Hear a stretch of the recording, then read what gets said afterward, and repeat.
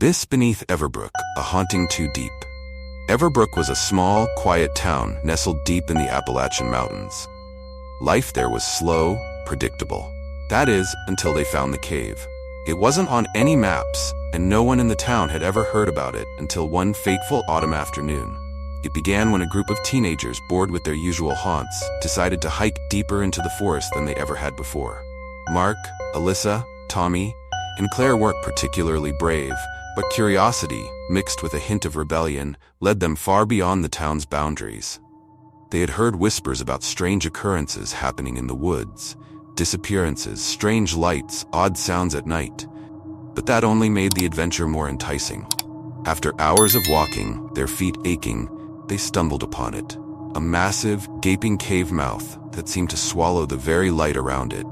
The entrance was overgrown with tangled vines and moss, as if nature itself was trying to conceal it. But it called to them, an unspoken invitation to venture inside. Mark, the ringleader of the group, stepped forward, his flashlight flickering slightly. "Come on, guys, let's check it out. Who knows what's down there?" The others hesitated, but in the end, peer pressure won out. With each step into the cave, the world outside seemed to fade away. The air grew colder, thicker. The only sounds were their own breathing and the occasional drip of water echoing from deep within. As they ventured further, the walls of the cave appeared to shift. At first it seemed like an illusion, the flickering of their flashlights against the damp stone. But then they noticed something unnerving. Carvings, ancient and intricate, depicting strange, monstrous figures unlike anything they'd ever seen. They seemed to twist and writhe, as though the stone itself was alive. "These carvings, they're wrong," Alyssa whispered, her voice trembling. "We should turn back." But Mark wasn't listening. He was fixated on something ahead, a distant light, a faint glow emanating from the depths of the cave. Drawn like a moth to a flame, he pushed on, ignoring the growing dread that gnawed at him. The tunnel began to slope downward, twisting and turning like a labyrinth. The deeper they went, the more they noticed the oppressive weight of the air pressing down on them, as if the earth itself was warning them to leave.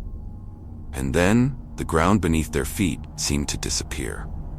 The group found themselves in a vast underground chamber, the ceiling so high they couldn't see it even with their flashlights.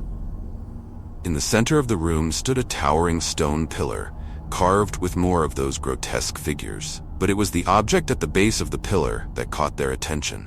A massive stone door, sealed shut, with an unsettling symbol etched into it. It was circular, with intertwining shapes that seemed to pulse with an unnatural energy. "Whatever this is, we shouldn't be here," Claire said, her voice quivering with fear. Suddenly, the door began to rumble.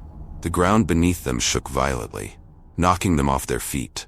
The symbol on the door began to glow a sickly green, and the air filled with an unbearable buzzing sound, like a swarm of locusts just beyond the door. Tommy backed away, eyes wide with terror. "We need to get out of here, now!" Before they could react, the stone door creaked open, revealing a pitch-black abyss. But it wasn't just darkness. There was something alive within it. Something ancient, hungry. A cold wind rushed from the abyss, carrying with it whispers in a language none of them understood but could feel in their bones. A language older than time itself. A shadowy figure began to emerge from the abyss, its form shifting and undulating like smoke. It had no face, no features, just a void that seemed to suck the light from the room. As it moved toward them, a paralyzing fear gripped the group. None of them could move.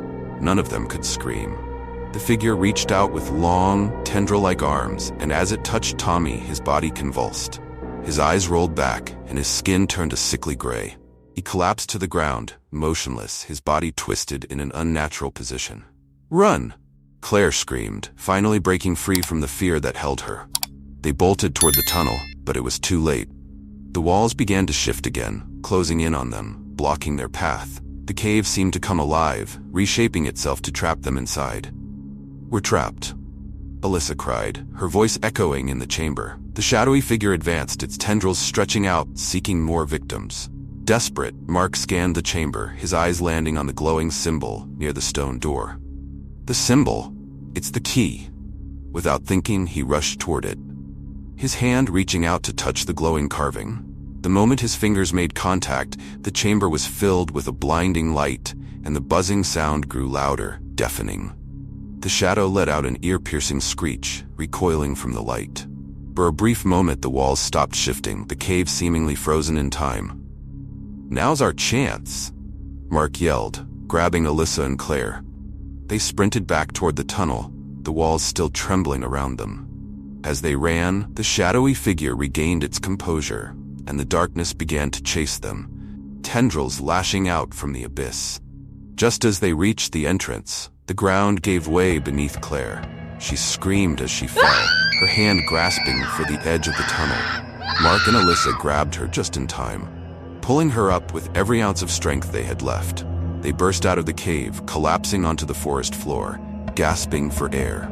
The entrance behind them sealed shut with a thunderous crash, the vines and moss covering it once more, as if it had never been there.